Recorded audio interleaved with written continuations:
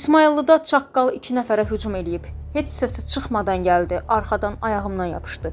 İsmayıllı rayonunun Aşıq Bayramlı kəndində çaqqalın insanlara hücumu qeydə alınıb.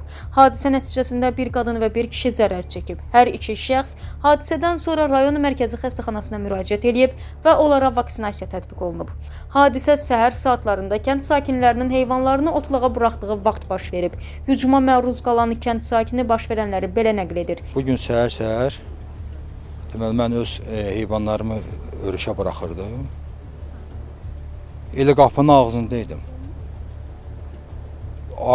Arxa tərəfdən gözləmədiyim halda, yəni mənim 60 yaşım var. Bu vaxta qədər belə şey görməmişəm mən.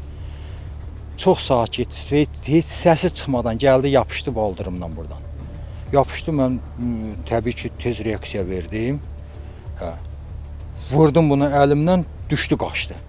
Qaçanda baxdım, gördüm, sarı çaqqal qaçır. Yəni, çaqqal qaçır, Belə, ondan sonra gəldim həkimə, bura həkim vaksinasiya elədilər. İndi 3 dəfə də vaksin vuracaqlar. Yəni, məsələ nədir? Məsələ mən istəyirəm bunu ictimailəşdirək. Çünki əvvəllər olub belə hadisələr, yəni insanlara yox, bizim təsərrüfata ziyan vurub çaqqallar. Kəsən bizim həyətdə bir 15 baş toyuğumu gəlib boğmuşdu, parçalamışdı. İnsanlara birinci dəfədir mən görürəm belə bir şey. Yəni, istəyərdim ki, aidiyyəti qurumlar reaksiya bildirsinlər. İstəyərdim ki, Baytarlıq İdarəsi və yaxud da ümumiyyətlə aidiyyəti qurumlar bu barədə bir iş görsünlər. Hadisə şahidlərinin sözlərinə görə çaqqal eyni səhər bir qadına da hücum edib, lakin qadın ciddi xəsarət yetirdiyini bildirdi. Səhər mən məktəbin işçisiyəm. İsmayıllı rayon Aşıq Bayram kəndinə 8-də dərs başladığı üçün xadiməsiyəm. Məktəbə gedirdim. Qızım yanımdaydı, balaca qızım. Səhər 8-in yarısı evdən çıxdıq. Yolun yarısına çatanda irəlidən gəldiyini hiss elədim. Amma bilmədim ki, mənim üstümə gələcək.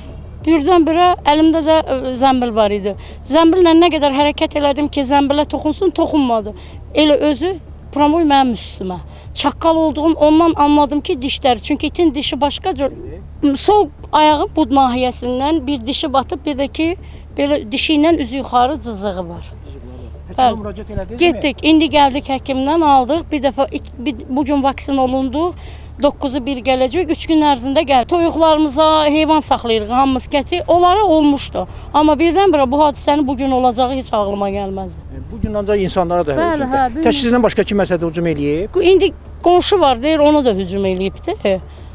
O da deyir, böyrünə sol yandan bud nahiyəsindən xəsarət edib. Təxminən neçə dənə heyvan idi? Bir dənə, valla baxsanız balaca bir heyvan idi. Amma üstümə gələndə təsəvvür elə ki, onun dişin batmağı ilə özümü nətər hiss eləməyi bilmirəm. Amma yeri gəlsəydi, nəsə eləyə bilsəydim, özümü müdafiə bilmədim üstümə gələcək. Üstümə gəldiyini hiss eləsəydim, özümü müdafiə eləyə bilərdim. Səhər saat 9 radələrində İsmayıllı rayon Mərkəzi Xəstəxanasının təcili təxirə salınması tibbi yardım şöbəsinə yırtıcı heyvan dişləməsi səbəbilə 2 nəfər hospitalizasiya olunub.